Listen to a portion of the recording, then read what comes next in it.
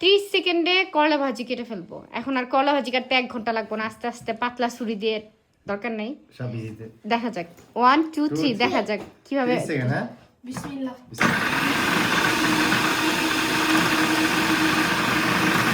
আলুগুলো লম্বা করে দিয়ে দেবেন।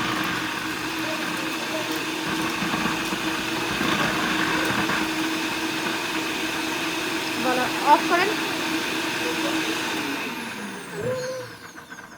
আর করলাগুলো কিন্তু কাটার আগে আমি কিন্তু ধুইয়া নিছি আমি, তো এর কারণে এখন আর ধোয়া দরকার নেই। বের করেন দেখি কেমন হয়েছে কাটাকাটি।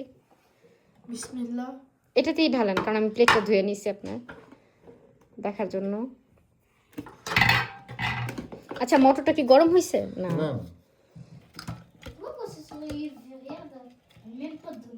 Wow, কি সুন্দর করে যে পাতলা পাতলা করে কাটা হয়েছে, অনেক পাতলা হয়েছে।